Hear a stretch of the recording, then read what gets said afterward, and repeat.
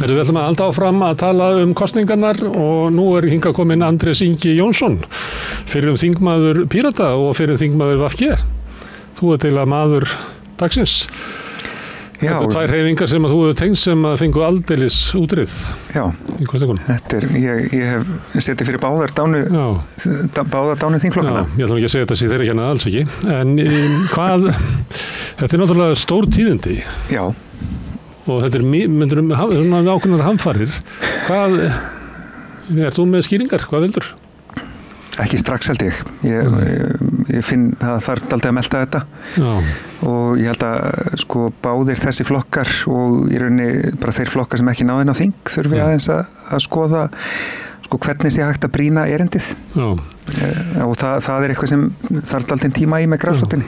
Eitthvað hérna sem að þessar hreyfingar, eins og maður ætti að kalla það kannski, geta skoðað hjá sér. En að einhver leyti eitthvað sem í gangi í þessum kosningum, eitthvað sem að veldur því að allir þessir flokkar, Píratar tappa miklu og VG tappar eiginlega öllu. Sósíalist að fá sömu útkomu og síðast, ná ekki að laða þetta fylgi til sín sem að flýja þessa flokka. Eitthvað getur hver sig hort á inn á við, en eitthvað í gangi í samfélaginu sem að veldur þessu. Bara samfélagið búið að fá nóg af vinstrinu eins og það hafi verið stundað undanfarin ár? Þetta eru hreyfingar sem allar hver á sinn hátt hafa talað fyrir róttækum breytingum á einhverjum þáttum samfélagsins og oft sömu þáttum. Það er margt samhljóma á milli þeirra og þó að flokkar sem náðu kjöri hafi sumi notað breytingar sem slagur hjá sér eða tala fyrir einhverjum lagfæringum á kerfinum okkar. Viðreisn talaði það mjög fljótlega. Samfylkingin byrjaði að nota breytingar í svona síðustu vikuna. Já. Sem svona helsta slagorðið. En stefnan þeirra endurspeglaði ekki á sama hátt og þeirra þriggja sem að komast ekki að inn. Nei. Flokkur fólksins að nú komið að þér. Já. Sem svona, það ekki orðið breyting í því en það samt svona breytinga element. Þannig þetta voru kosningar breytingar og þá það þeir flokkar sem hafi staðið fyrir mestu breytingum að þeir fá ekki breytingi. Já, og svo held ég að þetta sé líka eitthvað sem að ekki bara grasrótin innan flokkana heldur bara fólk sem að knýja á breytingar í samfélaginu í gegnum mótmæli eða félagasamtök eða eitthvað annað. Þetta eitthvað sem að kallar á smá naflaskoðun þar. Friðarhreyfingin til dæmis, þarna eru þeir 3 flokkar sem hafa staðið henni næst í ýmsum málum. Hún hefur náttúrulega ekki, friðarhreyfingin hefur mjög dauf með að við stríði í Evrópu. Já, og ég held að samtök hernaðarandstæðinga mættu aðeins líta yfir síðustu 7 ár og spyrja hvort það hefur verið meðvirk með vinstri grænum. Það var hvorki gagnrýnt stjórnina eins og vera ber, né heldur lyft því sem að vel hefur verið gert inn á þingi af einhverjum í öðrum flokkum. Má segja það sama það svona félaga neti kringum VG og þeir hafa haft hernaðar andstæðinga eiginlega undir sér og enn frekar kannski landvernd. Hverju þetta félagið? Og svona stór hluta af kvennabaráttunni sem ég deila sem eins og húsnæði og upp á Hallavegsstíg. Má segja að krafturinn í þessum hreyfingum sem að róttæk stjórnmál ætti að hvíla á hafi sér hluti að þessu, að þau hafi verið meðvirk með ríkisstjórn Katrínar Jakobsdóttur?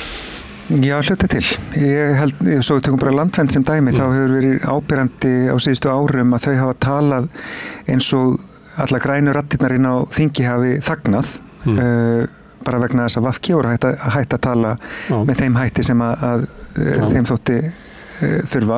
Þú hefur náttúrulega ekki verið ánægður að heyra það? Nei, ég bara... Eva hefur sagt þetta? Þetta kom mér bara mjög á óvart og Ég lýsti nú óánægju ekkert maður þegar ég hitti þau með því að þarna verið að gera lítið úr sko ekki bara mínum störfum heldur fjölda þingmanna sem að sko sitja eða sátu inni og voru að halda þessum málum á lofti en það var einhvern veginn sko bara meðan kom ekki úr rétta flokknum þá voru hlustunarskiljiðin bara töluvert minni. Þannig að það er eitthvað sko, það var eitthvað toxískt sko þarna í þessi tengsl á milli félagasamtaka og hluta stjórnmálaflokkana og þetta er eitthvað, ég bara reikna með að verði eitthvað endurskoðun á flokkalandslæginu og bara og því þarf að fylgja endurskoðun á því hvernig félagasamtök beita sér og jafnvel hvernig þau eru samansett. Ég held að við þurfum núna dálítið að horfast í augu við að fólkið sem að kalla eftir alvöru róttækum breytingum á samfélaginu, það er það sem að situr eftir með sárt ennið og enga þingmenn eftir þessu kosningar. Og þá þarf að byggja upp svona, hvað við kallaði, frjáls félagasamtök og það er sér tilefni til að endurskoða þarna landvernd hvað er þetta félagið og VG. Við séð sko framkvæmdastjóruna þeir fara bara í hringekju þarna á milli og það er svo sem alveg hægt að horfa á þetta sem svona klöster af sama fólki sem eru völd í þessum félagum. Það verður betra fyrir landvernd að slíta sig frá eða hvað? Það er spurning. Sko, eða leifa kannski 2 pírata og 2 sósíalista inn í stjórnina? Þetta er nú ekki alveg einsleitur hópur í stjórninni þó að hérna, sko, maður hafi nú alveg séð dálítið mikla skriðu af fólki þaðan í það að lýsa stuðningi við Vinstri græn núna á lokametrunum. Og Katrín Jakobsdóttir í forsetakosningunum. Já, en hérna nei, þú veist, ég held að þetta sé líka eitthvað sem er ekki hægt að segja af eða á akkurat núna, það þarf bara, ég held að þurfa að rýna allt þetta landslag og það, maður heyrði það nú bara strax sko á kosninganótt, þá var Svandís farin að tala tala eins og nú var komin tíminn til að stokka upp flokkana. Ég held bæði að það sé hérna of snemmt að fara í eitthvað svoleiðis skref. Ég held að það sé að byrja líka á röngum enda. Flokkarnir eru bara birtingamynd einhvers í samfélaginu. Þeir eru bara eitt af verkfærunum svona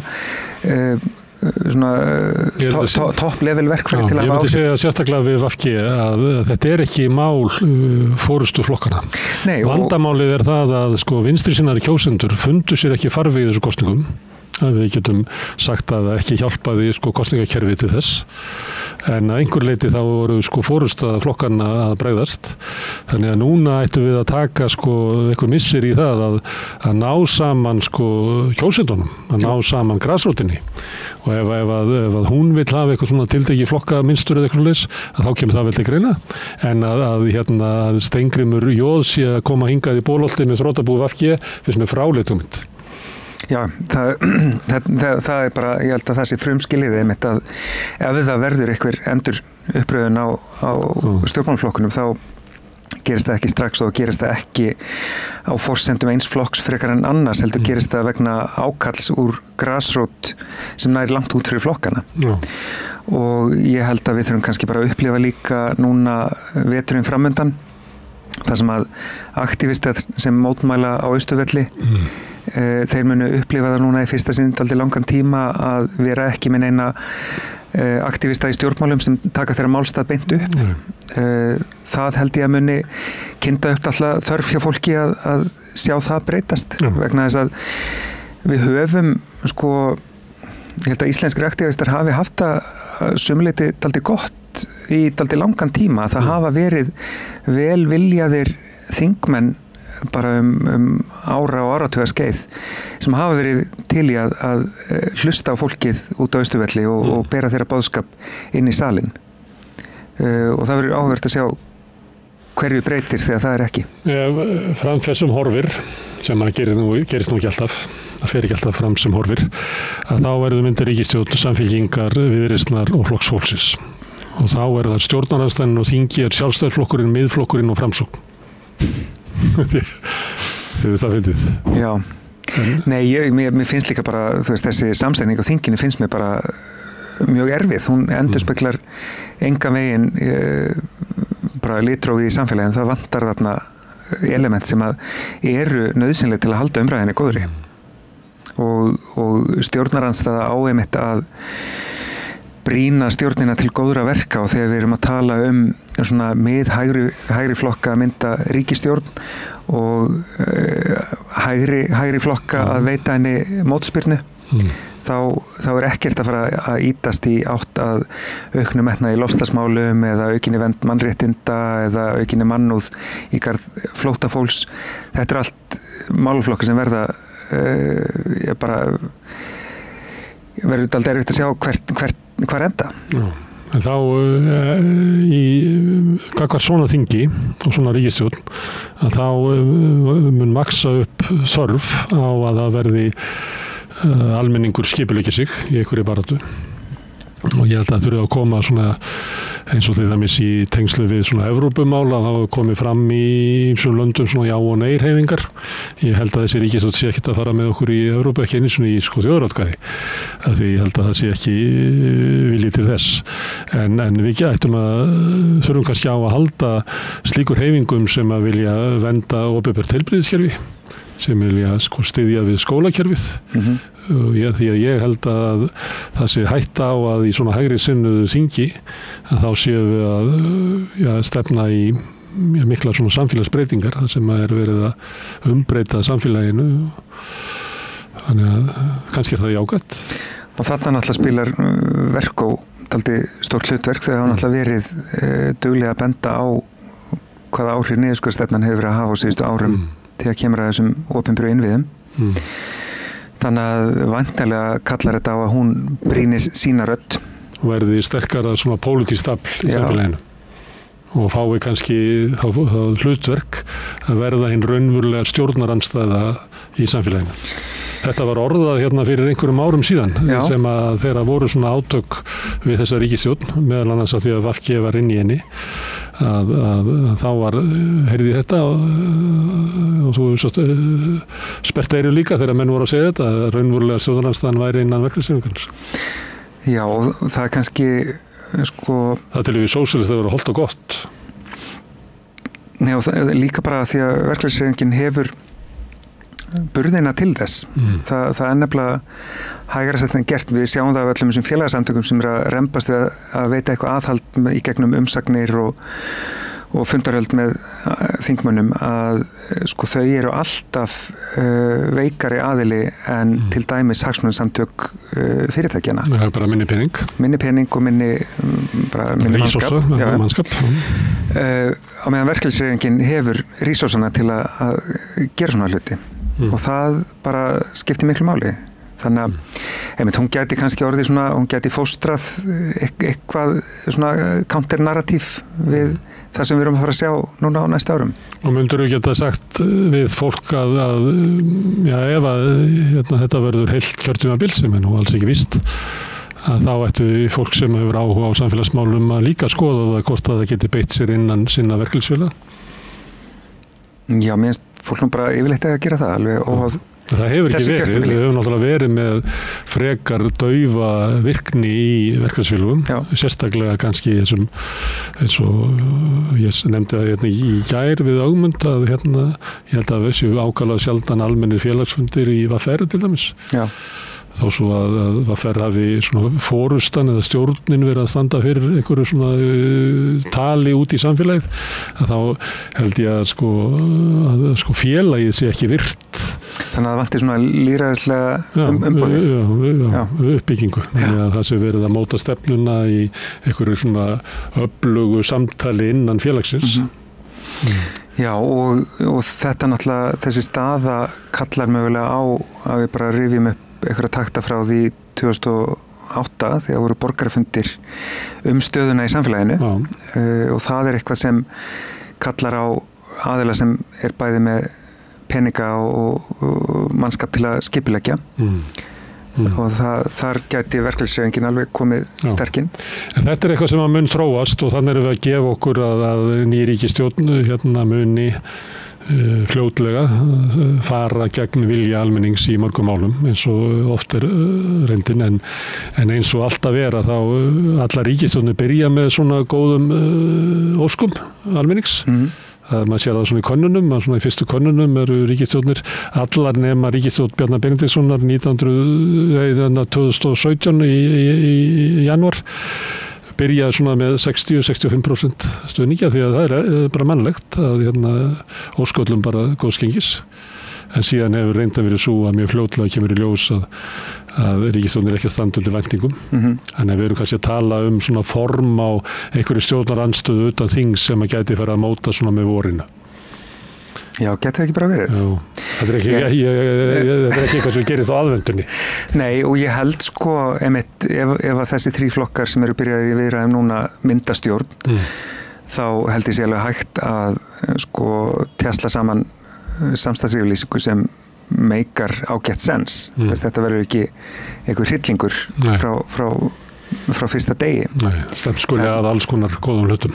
Já, en svo einmitt sjáum við mjög fljótt hvað er líklegt til að verða veruleika af góðum fyrirheitum og hvað ekki. Já, því það hann inni togstreita að til dæmis í húsnæðismálum gætum að séð Flokk fólksins og Samfylkinguna ná saman til þennan hluti þar sem að Viðreisn yrði alveg þversum. Og svo getum við bara haldið áfram við getum séð Flokk fólksins og Samfylkinguna ná saman breytingar í skattamálum þar sem að Viðreisn yrði alveg þversum. Og síðan getum við séð Viðreisn og Samfylkinguna ná einhverjum samkomulagi til dæmis í útlendingamálum þar sem að Flokkur fólksins yrði alveg þversum og svo þarf höfum við gott á. Þetta er ekkert auðvelt þó þetta sé kannski samstillari hópur en myndaði síðustu ríkisstjórn. Þá er þetta í ýmsum svona grundvallaratriðum flokkar sem að þurfa að brúa daldi langt á milli sín. Í íslensku kosningarannsókninni þá er svara fólk og það svona gefur upp afstöðu sína til ýmissa mála og það má alveg sjá svona vinstri sinnaðra kjósendur og Píratar sóttu fylgi sitt fyrst og fremst til þeirra þó svo að forysta flokksins þar hafi oft á tíðum verið bara með allra hægri sinnaðasta fólki á landinu. Já, samt að maður skoða RÚV birti sambærilega mynd af svörum frambjóðenda við kosningaprófi og þá raðast þeir bara á sama blett og kjósendur þarna vinstra megin uppi. En ég að vísa í, þú þekkir það að sömuleyti eru rætur Píratana liggja í hægri hugmyndafræði, svona alþjóðlega og það hefur alltaf verið svona frjálshyggju armur innan Pírata en megin þorri, maður sér það í atkvæðagreiðslu stefnuna, að megin þorri félagsmanna sem að taka þátt í eru svona félagshyggju vinstri fólk, þannig að það hefur oft verið þessi togstreita milli svona grasrótarinnar og kjósenda og svona tiltekinna fórustumanna. Og þetta, ég ætla bara að segja fyrst erum við á Trúnó að fyrir mig sem vinstrimann þá fannst mér alltaf asnalegt að koma inn í flokk sem neitar að skilgreina sig hægri vinstri en það mitt hægt að trufla mig þegar ég bara horfði yfir stefnuna og hvernig kjörni fulltrúar höfðu greitt atkvæði árin og undan og svoleiðis, þannig að það er ekkert í efni flokksins sem truflaði mig sérstaklega og síðan hitt að íslenska kosningarannsóknin enn með þessa 2 ása, það er þessi efnahagsás sem það kallast sem er hægri vinstri og svo það menningarásin sem að er íhaldssemi framsækni eða eitthvað álíka. Frjálslyndi, já. Og svolítið skrítin mál notuð þetta, það getur verið að RÚV að vera á auglýsingamarkað og skrítin mál sem notuð til þess að búa til að ás. Já, en líka mál sem að er mjög skiljanlegt eins og bara afstæða til þungunarofs eða flóttafólks eða hvað það er. Transfólks eða innflytjenda. Og málið er að mér hefur á síðustu árum farið að þykja sá ás vera mjög mikilvægur vegna þess að það er bakslag í svo mörgum málum á honum. Hægri vinstri er alltaf þessi togstreita og við erum alltaf með þessa sveltistefnu og niðurskurðarstefnu og útvistunar áráttu og eitthvað svoleiðis í gangi en það finnst mér svona tiltölulega nýkomið að við séum að finna fyrir verulegum mótþrýstingi við framförum á menningarásnum og þess vegna hefur mér þótt Píratar vera mjög mikilvægt afl sem að fyrir það að fókusa mjög mikið á þann ás frekar en hægri vinstri ásinn til þess að veita viðspyrnu í þágu hinsegin fólks eða flóttafólks. Finnst þér þetta ekki vera innflutt umræða frá Bandaríkjunum þar sem að hugmyndirnar á hægri og vinstri eru eiginlega þessir ásar sko frekar heldur að því að það bara ekki til stjættastjórnmál eftir í Bandaríkjunum. Það er búið að bara þau eru horfin. Demokrataflokkurinn sem kannski var flokkur hinna vinnandi stjætta er náttúrulega í dag bara flokkur hinna talandi stjætta en þar situr eftir svona ef þú ert að tala um Bandaríkjamennum hægri og vinstri þá er hann á þessum íhaldssemi frjálslyndis Já, mér finnst það mjög skrítið því að ég sé ekki hvernig afstæða til þungunarofs sé hægri vinstri mál. Það er þessi sko. En Bandaríkjamenn tala um hægri og vinstri svona. Ég veit, en mér finnst það mjög skrítið sko. Þú veist, afstæða til þess hvort við hefum að bregðast við loftslagsbreytingum eða ekki. Það er mitt ég get ekki séð það sem hægri vinstri mál. En þú ert sáttur við það að Píratarnir hafa vilja vera á þessum ás? Skulum segja, ég hef sætt mig við það. Já. En þú fékkst reyndar, sá ég að því að var að leita að ungum Píratum, þá sá ég að það var ályktun hjá ungum Píratum gegn þér. Það sem að þú varst meðflutningsmaður með vinstri grænum, þingmönnum vinstri græna, bann við auglýsingum á jarðefnaeldsneyti. Já, mér finnst það nú svolítið frumhlaup hjá stjórn ungra Pírata að álykta svona. Ég skil alveg, sko, það er að tóast á ólík sjónarmið.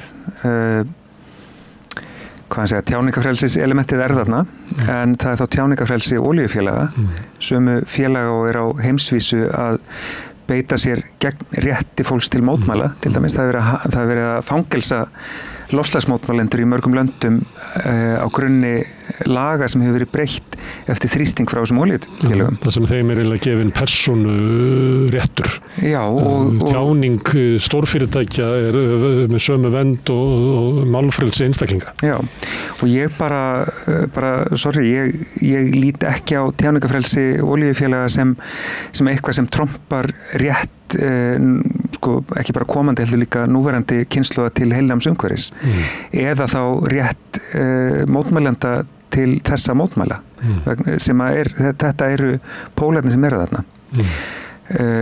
og það að sé hægt að auglýsa bensín er bara ekkert það er ekkert sjálfgefið auðvitað þurfum við að þú veist það er ekki endilega skilvirkasta leiðin til að ná fram breytingum á samfélaginu en það er ein af þeim fjölmörgu leiðum sem er hægt að grípa til svo þurfum við náttúrulega þú veist það sem er aðalatrið er samt sko stífa reglur og almennileg gjaldtaka á mengandi stórfyrirtæki það er það sem að þarf alltaf að vera fyrsta stopp en meðan þessi ályktun einmitt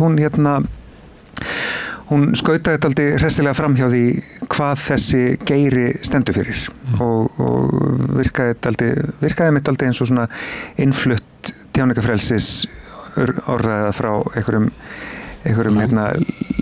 lippum í Bandaríkjunum. Sem að hefur eiginlega eyðilagt bandarísk stjórnmál að stórfyrirtæki fengu persónurétt og þar með rétt til þess að styrkja stjórnmálaflokka og eru núna raunverulega með bandarísk stjórnmál bara í vasanum. Það er náttúrulega mjög varasamt að eigna fyrirtækjum réttindi sem hafa verið byggð upp til þess að vernda einstaklinga. Já.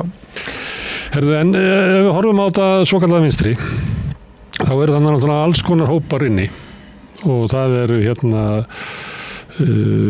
náttúruvernda fólk sem að vill hafa það á oddinum og eru mjög víða í græningjaflokkum eða umhverfisverndarflokkum. Það eru svona mannréttindahópar, kvenfrelsishópar sem að hafa verið í Íslandi í sérflokki, þótt að sé ekki algengt annar staðar en það þekkist þó. Það eru svona sem að kannski á upphafi, eða má rekja í upphafi að Pírötum sem er svona beint lýðræði, svona gagnrýni á svona samfélagsuppbygginguna sem að hefur verið og vilja auka rétt svona almennara borgara sem að sömuleyti mætti alveg rekja aftur í sósíalíska baráttu bara fyrir kosningarétti og virkri þáttöku almennings eða vald almennings á sitt nærsamfélag og annað slíkt.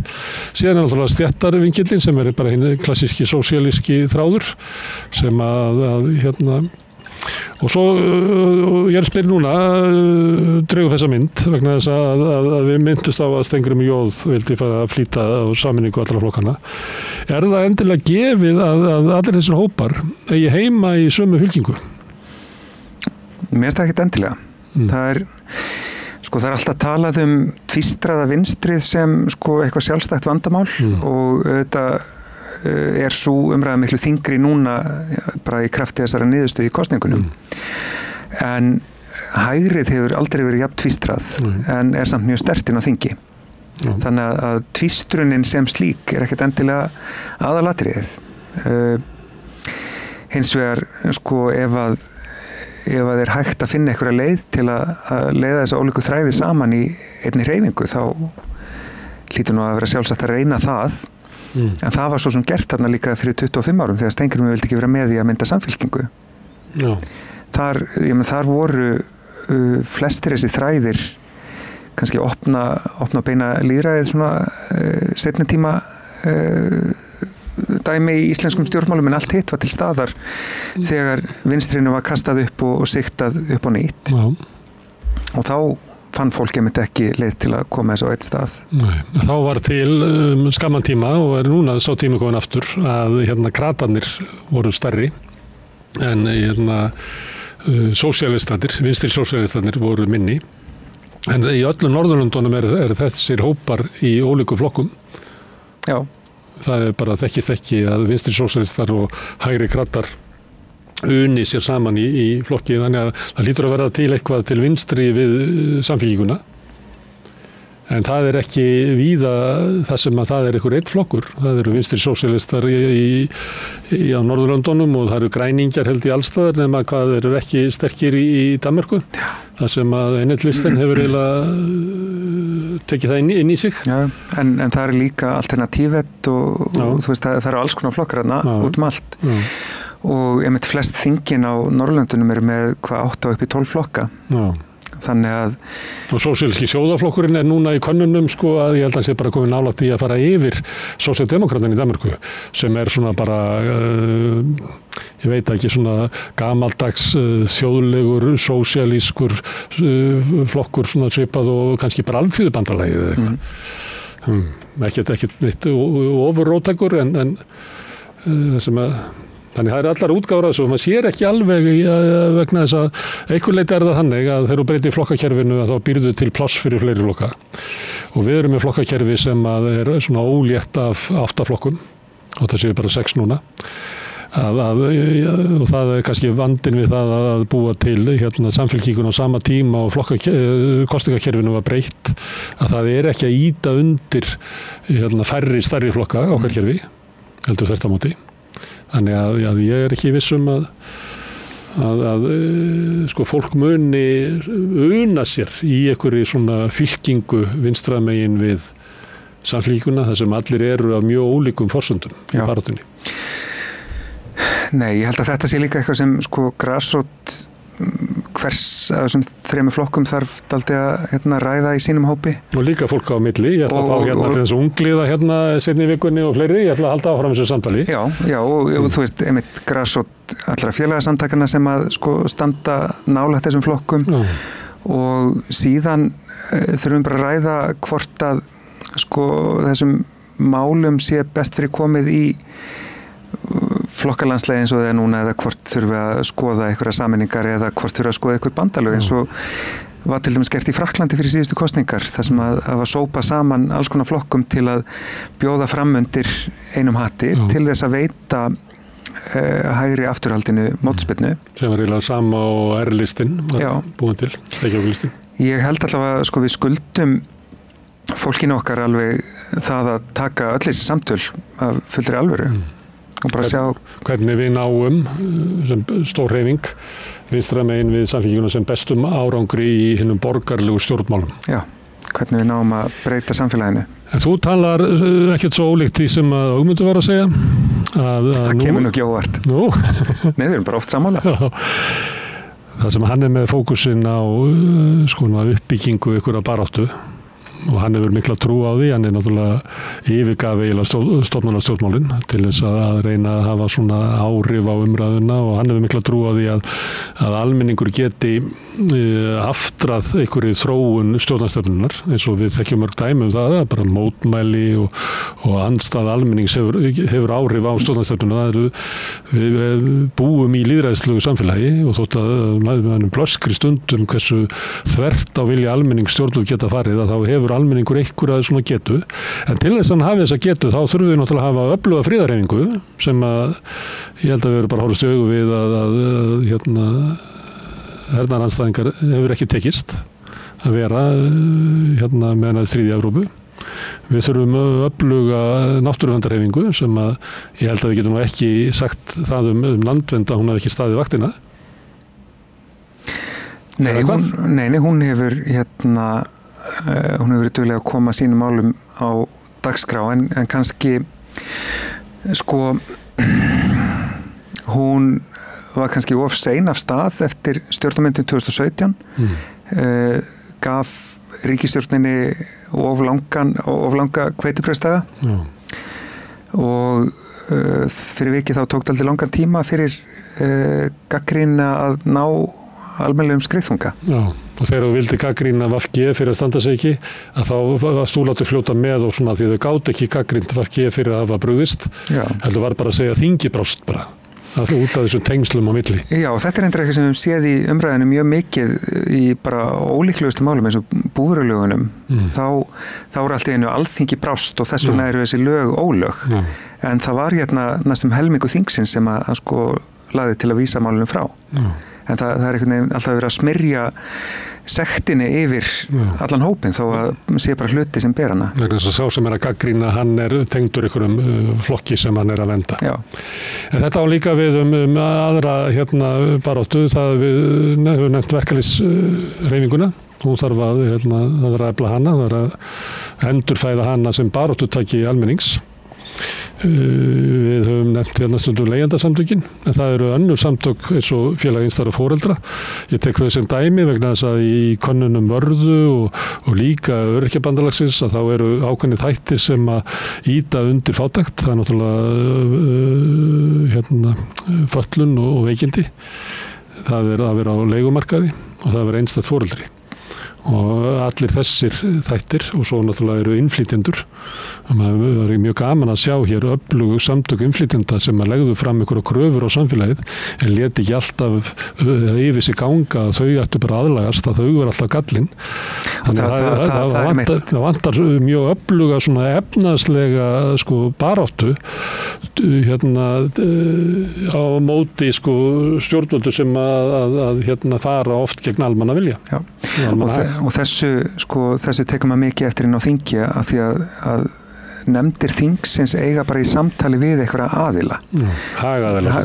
Já, en hagaðila af öllu rófinu. En fyrir vikið þá eru svo við tökum bara innflytjendur sem dæmi, það að það vanti öflug heildarsamtök eða einhverja málsvara sem er hægt að kalla á fundi þingnefndar, það er rosa, það rýrir mjög þá þinglegu meðferð sem mál fá innan Alþingis. Og það, ég var, mér minnir að ég hafi verið inn á þingi þegar að Women var stofnað, samtök kvenna af erlendum uppruna. Og það strax breytti mjög miklu. Þó þetta væri bara svona frekar afmarkaður hópur sem var þarna að binda spöndum. Og eiginlega menningarlegt félag frekar heldur en hagsmunafélag. Já. En þá var allavega komið númer sem var hægt að hringja í. Og ég held að það myndi breyta mjög miklu ef að þarna væri stór og öflugur félagskapur. Og það sé kannski mikilvægt að byggja upp slík samtök sem að berjast fyrir hag tiltekinna hópa og horfa á það og kannski verður til einhver svona krafa stjórnmálaarm fyrir slík samtök síðar meir. Já, ég meina flokkar eru bara endapunkturinn á einhverju baráttu. Mér finnst það, þessi umræða núna að stokka upp flokkakerfinu strax eftir kosningar og umræðan leitt af forystufólki flokkana, mér finnst það vera að byrja alltaf á vitlausum enda því að þetta flokkur sprettur bara upp úr einhverju samfélagsbylgju sem byrjar miklu frekar í félagasamtökum. Það við sósíalista gagnrýndum það fyrir 3 árum, ég voru ekki að leggja neina sérstaklega áherslu á það núna, meðal annars fjárstuðningu við flokkana og hvernig þeim var háttað og við sögðum sér svo að þetta leiddi til þess að áður fyrir var það þannig að forysta í flokkum var háð grassrótinni, því að grassrótin bæði lagði til sjálfboðaliðastarf og lagði líka til peninga eða stóð fyrir happadrættum eða eitthvað, þannig að það kom svona streymi afl frá grassrótinni til forystunar. En þegar að forystan fær peningin bara inn á bankan, að þá þetta orðið öðruvísi, þá þetta með flokka sem ekkert háð grassrótinni. Og við sögðum að þetta myndi leiða til þess að forysta í flokkunum yrði svona eins og bara lost in space. Það væri bara hópur af fólki sem væri að sækja vinnu á 4 ára fresti. Og sömuleyti að því ég nefndi Ögmund áðan þegar hann var að hæðast að vinstri grænum svo það verið hvorki vinstri né græn og væri núna hreyfingi framboð. Það var verið eiginlega, þá sér maður það, þetta bara eiginlega að vera alltaf að sækja vinnu. Þannig að einhver leyti þetta líka, ég þekki ekki jafnvel til innra starfs í VG og Pírötum eins og þú gerir, en utanfrá séð þá finnst mér þetta líka vera gildra sem að flokkar geta lent í, að forystan fær eiginlega of mikið afl inni í hreyfingunni. Getur þú tekið undir þessa gagnrýni? Ég held að forystan fái, sérstaklega þegar þú kom með flokkar sem eiga kjörna fulltrúa, þá hafa þeir kjörnu fulltrúar eiginlega óhjákvæmlega meira afl vegna þess að þau vinna við það að vera í pólitík. Þau geta bara sinnt þessu miklu meira en nokkur áhugamaður í grassrótinni. Það er svona áhrifavald.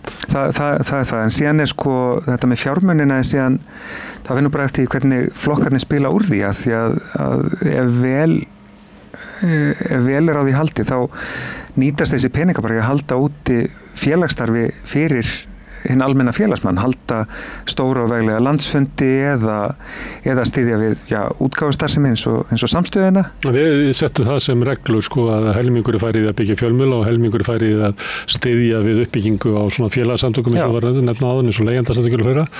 Út af þessu þá höfðu við þessar reglur, þannig að dytti ekki inn í eitthvað svona miðjan flokkin, þar sem að ég hef hæðst að því að peningunum er svo eitt bara til þess að birta myndir á strætóskýlum af forystufólkinu. Já, en svo sjáum við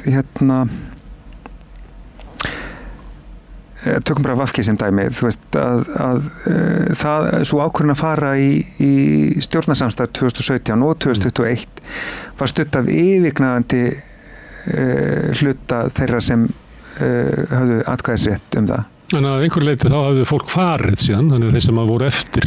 Já, en ekki 2017, þá var fólki enn til staðar. En það var samt, þá voru nær 90% sem studdu það. Þannig að forystan var, hún var ekki meira úr tengslum við svona massan í hópnum en það. Þó síðan alltaf spila inn í það að það er ákveðin þrýstingur þegar forystan leggur eitthvað til þá ertu kannski daldið að ganga gegn fólki sem að þér finnst þú ekki mega að ganga gegn ef þú styður það ekki atkvæðagreiðslu sem er mannlegt en ekki endilega holdt að vilja standa með meirihlutanum einhvern veginn. Þannig að þú veist, ég held að þetta sé nú ekkert fullkomið rof að þessir hópar flokkselítan og flokksfólki, þau þroskast alveg yfirleitt í sömu átt þó að staðan sé ólík. Ég tók eftir í að þegar Þórhildur Sunna var í Kastljósi í gær að þá sagði hún, ég er bara dottinn á þingi og ég hef enga stöðu inn í Pírötum nema bara venjulegur flokksmaður og þegar að svona þingflokkurinn bara hverfur sem var kannski mest áhrif af fólki inn í flokknum að þá ætlum að fyrir hver er það sem er að fara að leggja til einhver ákvarðanir framtíð Pírata núna, er það framkvæmdastjórnin eða? Já, nú erum við með Þú ert ekki með neina stöðu inn í Píratum í dag? Nei, nú er ég bara sauðsvartur grasrótamaður. Nei, við erum með 2 nefndir sem eru svona aðal í flokknum og það er þá framkvæmdastjórnin annars vegar og svo stefnu og málnefnd hins vegar. Og það eru þá væntanlega þær sem að munu halda utan það verk sem er framundan og síðan er strúktúrin líka þannig að það er bara hægt að halda almenna félagsfundi, hver sem getur boðað til þeirra og þeir geta ýmist verið bara umræðu vettvangur eða lagt til einhverja ályktanir eða stefnubreitingar sem fara það bara í atkvæðagreiðslu í kosningakerfinu. Þannig að þetta, það er þarna ákveðin svona leiðandi fórista en í grunninn er þetta bara leitt áfram af grassrót. Og eru þið búin að búa til svona uppgjörsfundar? Það er ekki að tala um eitthvað uppgjör að það ætla að fara að högga á hausa. Nei, það er ekki komið. Við svo sér þetta verið með svona 50 daginn held ég. Það er ekki komið fundabóð en ég reikna með þetta verið bara eftir helgi. Já.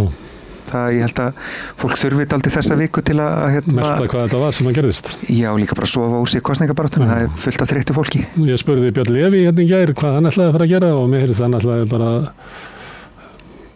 hætta svona formlegu pólitísku starfi. Þetta er eins og hann ætlaði bara. Okay. Já. Hvað ætlaði þú að gera? Þú fórst inn á þín hvað 16? 16, ég er búin að vera 8 ár. Já. Eins og Björn Leví. Já. Nei, ég er nú ennþá með smá svona brennandi pólitík í mér, þannig að ég er ekki tilbúin til að segja alveg skilja við hana, en nú fer ég bara, ég ætla nú bara sjá til eftir jól, sko, hvað tekur við. Því að þú ert svona frekar umhverfismegin í þessari sem ég var að tekna á þann. Það voru hugmyndir bara í aðdraganda kosningarna að stofna græningjaflokk, það var reyndar stofnaður, en það var bara á skammu tími til þess að heldur að það sé lífvænleg hugmynd? Ég veit það ekki. Ég held að það sé sko örugglega eitt af því sem þarf að taka í þessu samtali sem er framundan. Það þarf að skoða hvort sé hægt að byggja á flokkunum sem eru nú þegar til staðar eða hvort þurfi að stofna einhverja nýja. Og ef það þarf að stofna nýja þá er spurning hvort að það sé einn eða fleiri og hvort þurfi að vera ólíkar áherslur. Ég held að við þurfum bara að hafa dálítið autt blað fyrir framan okkur og vera tilbúin til að skoða allt saman. Andrés, takk fyrir að koma hingað og spjalla stórkostleg tíðindi í íslenskum stjórnmálum. Þessar kosningar voru það. Já, það sé ekki allir ánægðir með úrslitin, en þá voru þau merkileg. Bara mikill skjálfti. Mikill skjálfti. Það er kærar þakkir. En ég ætla að sitja hérna áfram og reyna að skilja þetta samfélag sem við lifum í næsti kafli eftir augnablik. Ertu á leið heim úr vinnu? Stilltu á FM 89,1.